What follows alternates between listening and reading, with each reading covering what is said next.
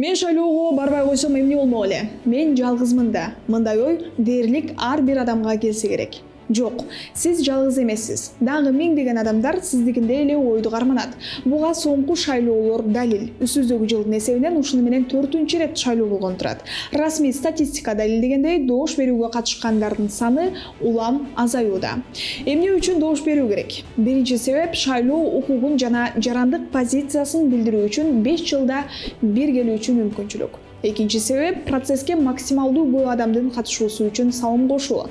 Анткени таза шайлоо бул шайлоочулардын активдүүлүгү жогору болгон шайлоо. Үчүнчү фальсификация. Башкача айтканда бурмалоолорго жол бербөө.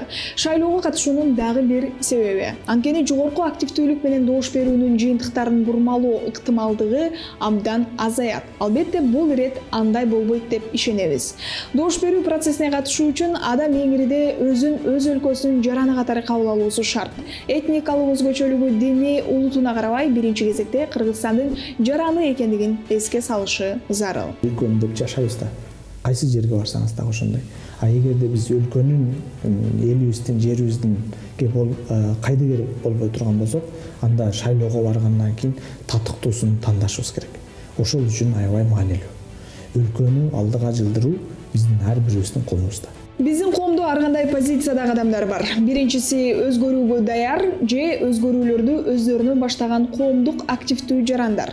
Экинчиси пассивдүү, инерттүү, өзүнүн дооматтарына таянган, терс маалыматтарды топтоо менен гана чектелгендер. Үчүнчүсү коомдо болуп жаткандарга карата такыр позициясы жок, ойчолонгон адамдар. Тилекке каршы мен айтып өткөн экинчи жана үчүнчү топко кирген адамдар шайлоого катышышпайт. Демек шайлоочулардын активдүүлүгү бийликти кыймылдатып, жарандардын пикири менен эсептешүүгө, демек иштөөгө түртөөрүн билишпейт. Ушул эле видеодо шайлоо маданияты деген темага токтолобуз. Өнүккөн өлкөлөрдө программалар, идеялардын үстүндө талаш-талкуу жүрсө, бизде жекеликке өтүп кеткен фактылар көп кездешет.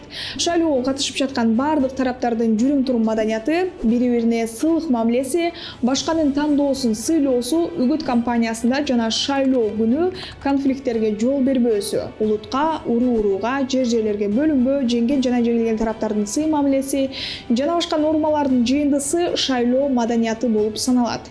Шайлоо маданияты саясий маданияттын бир бөлүгү. Эгемендүүлүк алган соңку 30 жылда шайлоо маданияты мыйзамдардын жакшыртылышы, укуктук ченем нормаларынын иштелип чыгышы менен жакшы жакка өзгөрдү. Ошол эле учурда көйгөйлөр аз эмес. Мыйзам иштемейин, адамдар укуктук жактан белгилүү бир маданиятка жетмейин, жарандык аң сезим, укуктук аң сезим, саясий аң сезим, шайлоо аң сезиминин белгилүү бир чекке жетмейинче бул нерселерге жетүү өтө кыйын болот да. Ал нерселерге кантип жетебиз? Ал нерселерге биз тынымсыз эмненин натыйжасында, билим алуунун натыйжасында, тынымсыз окууларды өткөрүүнүн натыйжасында бул учурда коом, мамлекет өтө тыгыз иштеш керек да. Айрыкча мамлекет жарандык коом менен активдүү иштеш керек. Меритократия деген түшүнүк бар. Бул деген адамды өзүнүн кесипкөйлүгүнө, компетенттүүлүгүнө карап мамиле кылуу. А эгерде биз жердешчилик деген мамиле кыла турган болсок, анда ошол эле учурда чындап эле биз адилеттиктен тайып кетишибиз мүмкүн да. Күчтүү, компетенттүү, кесипкөй, эгерде менден да жакшы бирөө боло турган болсо, эмне үчүн ага жол ачып бере албайбыз?